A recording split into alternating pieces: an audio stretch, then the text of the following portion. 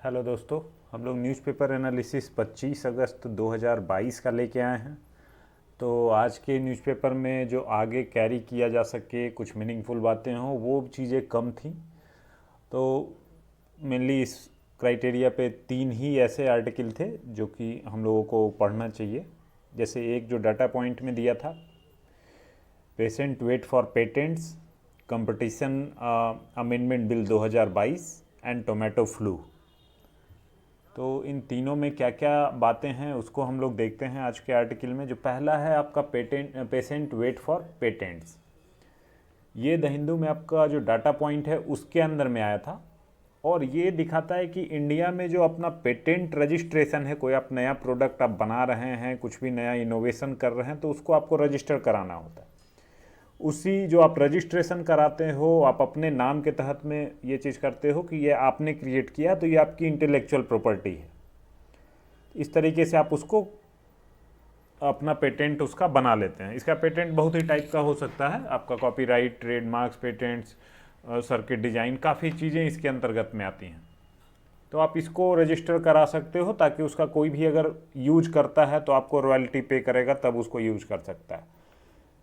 तो ये क्या है कि इंडिया में इनोवेशन को प्रमोट करने का एक तरीका है पेटेंट रजिस्ट्रेशन। इस पे लेकिन इंडिया में स्थिति ज़्यादा अच्छी नहीं है। उसी चीज़ को इस पूरे डाटा पॉइंट में दिखाया गया है। जैसे पहला क्राइटेरिया हम लोग देखते हैं चॉइस का। तो जो चॉइस का क्राइटेरिया है, इसके तहत में इंडियंस के द्वारा 2000 से 2020 के बीच में इंडिया के अंदर कितना पेटेंट फाइल किया गया और इंडिया के बाहर इंडियंस के द्वारा ही तो वो कितने केसेस फाइल किए गए हैं। तो यहाँ पे दिखता है कि 20 सालों में इंडिया में 1.94 लाख केसेस यहाँ पे पेटेंट के लिए फाइल किए गए। वही जबकि आउटसाइड इंडिया अगर हम लोग देखते हैं तो वहाँ पे 1.4 लाख केसेस वहाँ पे फाइल किया गया है। तो 20 सालों में काफ़ी लगभग आपका देखा जाए तो 70% ऐसा है जो कि इंडियन चाहते हैं कि उनका पेटेंट बाहर फाइल हो। लास्ट के 20 साल का आंकड़ा है। अब इसका एक रीज़न देखें कि क्यों ऐसा चाहते हैं, तो अप्रूवल रेट की तरफ अगर हम लोग नज़र डालते हैं तो वहाँ पे क्लियर कट दिख जाता है कि इंडिया में जो 1.94 लाख केसेस इन 20 सालों में फाइल किए गए पेटेंट के लिए, उसमें अप्रूवल रेट मात्र 17% था। जबकि आउटसाइड इंडिया में जो 1.4 लाख केसेस फाइल किए गए पेटेंट के लिए, उसमें अप्रूवल रेट आपका 39%। नेक्स्ट है आपका विड्रॉल रेट। कि आप पेटेंट फाइल किए उसके बाद फिर वापस ले लिए, कि आपको लगा नहीं आपको पेटेंट नहीं फाइल करना चाहिए, या फिर आपको जानकारी हुई कि आपका जो प्रोडक्ट आपने बनाया है ऑलरेडी एग्जिस्ट करता है, किसी और के नाम से पेटेंट है। काफ़ी सारे कारण हो सकते हैं विड्रॉल के। तो 2020 में जो इंडिया में विड्रॉल रेट था वो 37% था, जो कि जापान, चाइना या यूएसए के कंपेरिजन में ये काफ़ी ज़्यादा नंबर है, काफ़ी बड़ा फिगर है। तो विड्रॉल रेट आपका काफ़ी सारे कारणों से हो सकता है। एक तो कि ऑलरेडी एग्जिस्टिंग प्रोडक्ट हो, या फिर आपको पेटेंट फाइल ही नहीं करना है, आप चाहते हैं कि ओपन यूज हो, या एक कारण ये हो सकता है कि आप यहाँ से विड्रॉ करके कहीं और अप्लाई करना चाह रहे हो, यहाँ पे आपको प्रॉब्लम आ रही हो अपना पेटेंट रजिस्टर कराने में। तो ये काफ़ी सारे कारण हो सकते हैं। तो ये विड्रॉल रेट इंडिया में काफ़ी ज़्यादा है। नेक्स्ट फैक्टर देखते हैं अप्रूवल टाइम को लेके। तो इंडिया में जो अप्रूवल करने का एवरेज टाइम है वो लगभग आपका 60 मंथ्स लग जाता है, 60 मंथ से ज़्यादा। और 60 मंथ का जो पीरियड है वहीं हम लोग इसको कंपेयर करें तो यूएसए में ये फिगर जो है 36 मंथ के आसपास है, जबकि चाइना में ये फिगर 35 मंथ्स के आसपास है। तो ये जो अप्रूवल टाइम का प्रोसेस है, इसको अगर हम लोग देखते हैं इमेज में, तो वो हम लोग एक बार देख सकते हैं इस इमेज में कि जो प्रोसेसिंग स्पीड है, जो थर्ड नंबर है स्लो प्रोसेसिंग स्पीड, उस पॉइंट के अंतर्गत में आप देख सकते हैं। तो वहाँ उस फिगर में इंडिया के लिए दिख रहा है कि जो इनिशियल रजिस्ट्रेशन है, फर्स्ट ऑफिस एक्शन, उसमें 4.8 दिया है इंडिया के लिए। वहीं फाइनल ऑफिस एक्शन में ये चीज़ 58 मंथ्स वहाँ पे लग जाता है।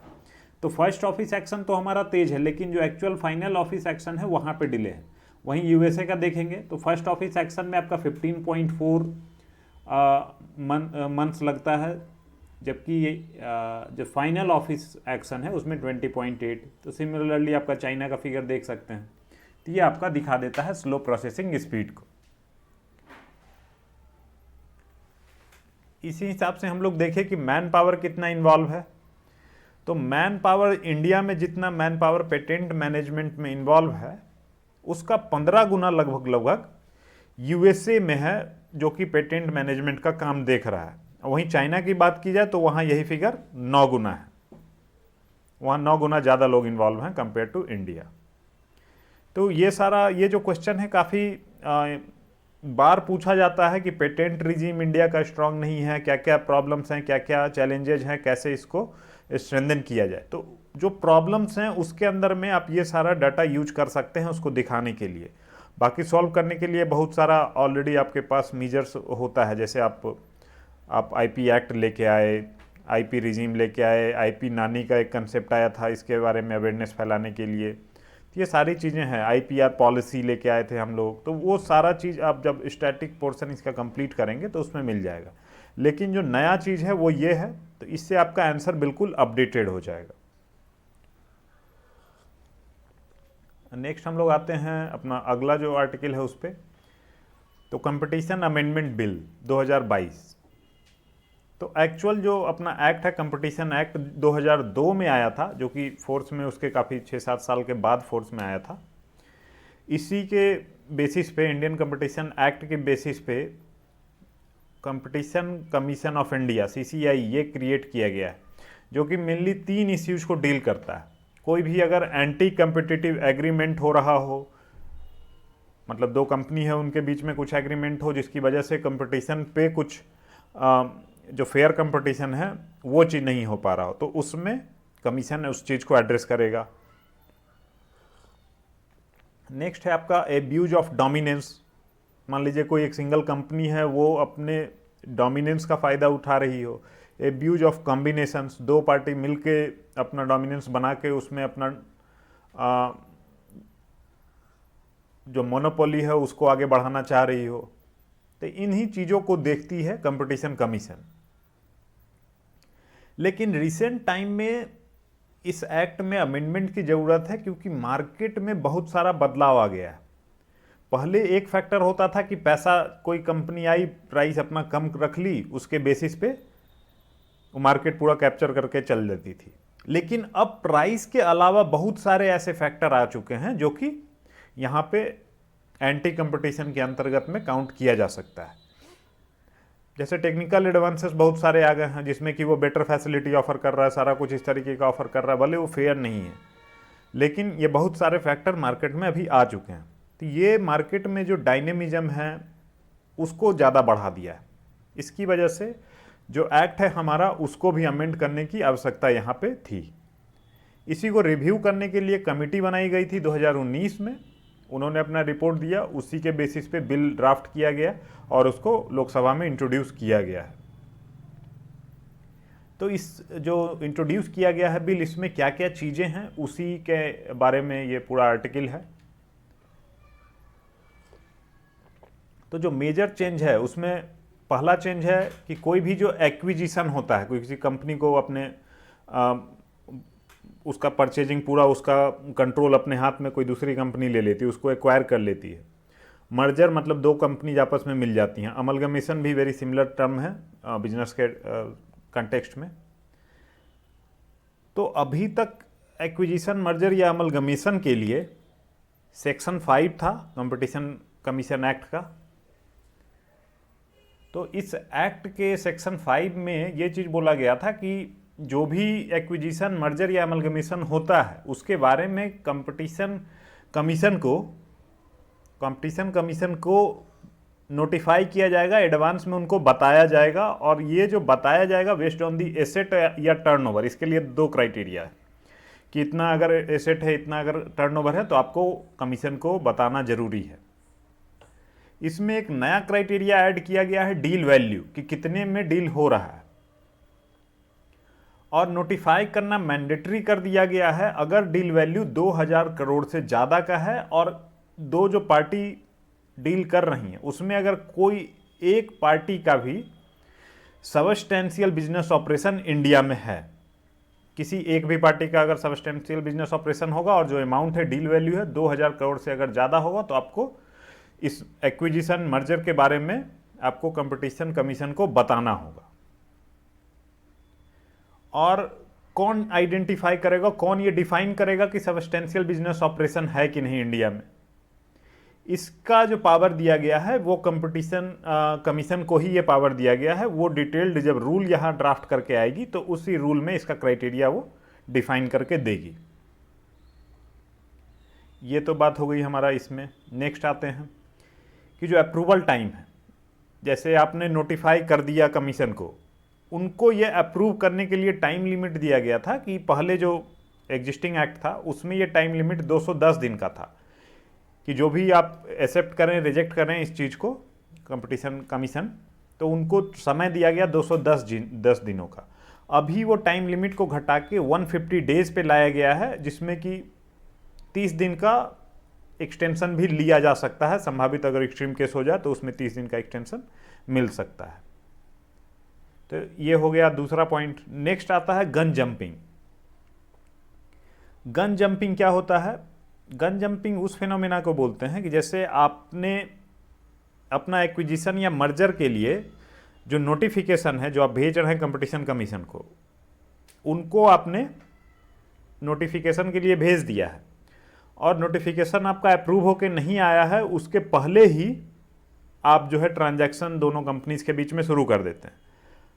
तो ये ट्रांजैक्शन बिफोर अप्रूवल है, अप्रूवल नहीं किया गया है आपका कंपटीशन कमीशन के द्वारा, लेकिन फिर भी आप उसके पहले ही आप ट्रांजैक्शन शुरू कर चुके हैं। तो ये इसी फिनोमेना को हम लोग बोलते हैं गन जंपिंग। इसके लिए जो पेनाल्टी था, पहले ये था 1% ऑफ एसेट या फिर टर्नओवर, अब इसको चेंज कर दिया गया है 1% ऑफ डील वैल्यू का।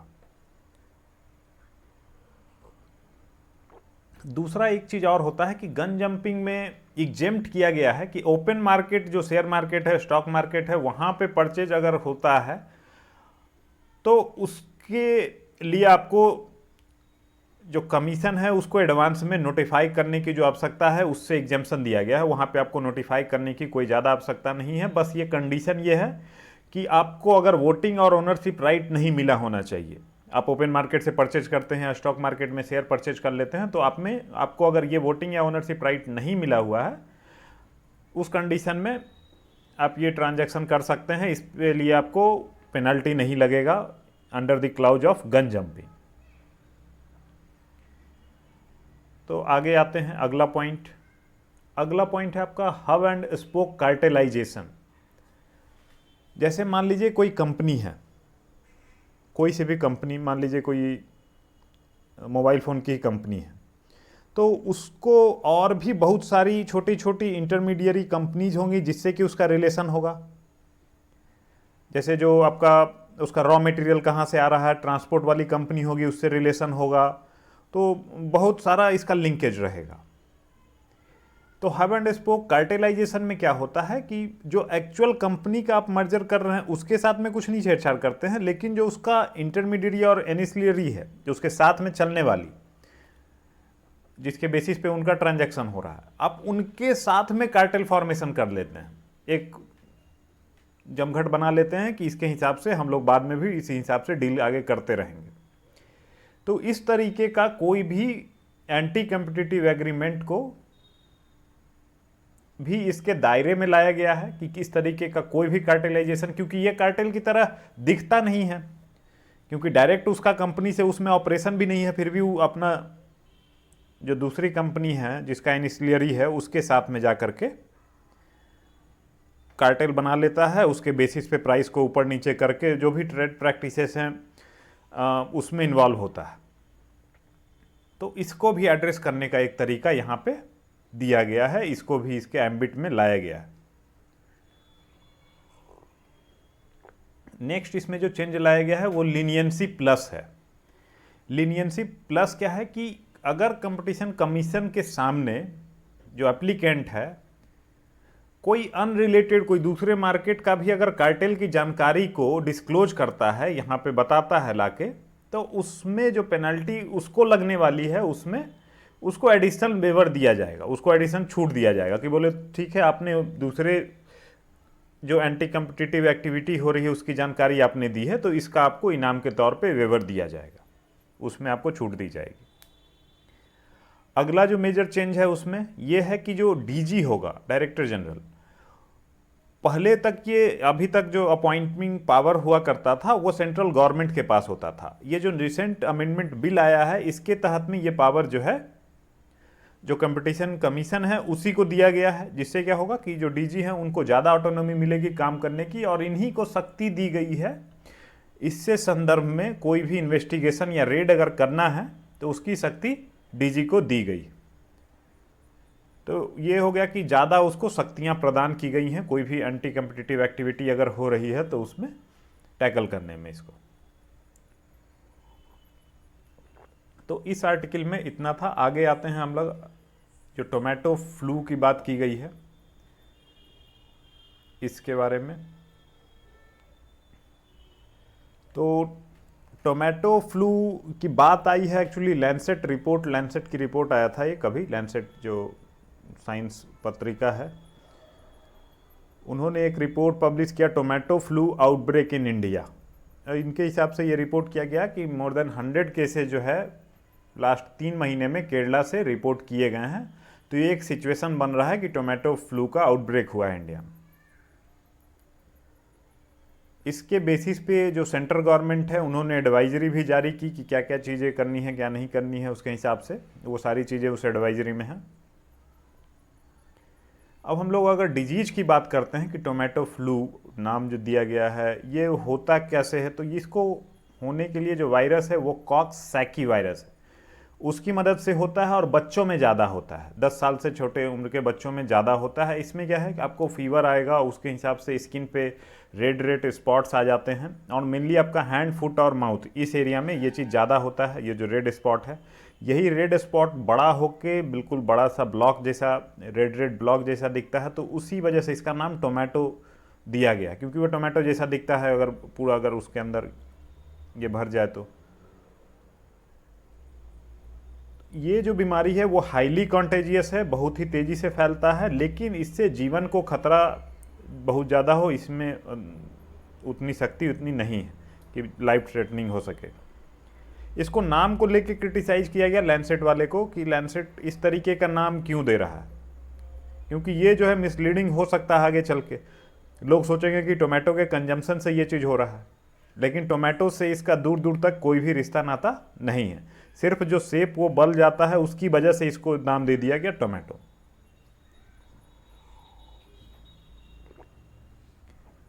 तो इस आर्टिकल में इतना ही है, इसके बारे में और भी कुछ कुछ चीज़ें आएंगी, और आज के आर्टिकल में हमारे पास दैट्स ऑल, और कुछ भी नहीं है ज़्यादा। बाकी हम लोग फिर कल मिलेंगे, कल के करंट अफेयर के साथ में। इसका अगर आपको पीपीटी चाहिए तो वो पीपीटी आप हमारा जो टेलीग्राम चैनल है वहाँ पे जाके इसको डाउनलोड कर सकते हैं, उसका लिंक आपको इस वीडियो के डिस्क्रिप्शन में भी मिल जाएगा।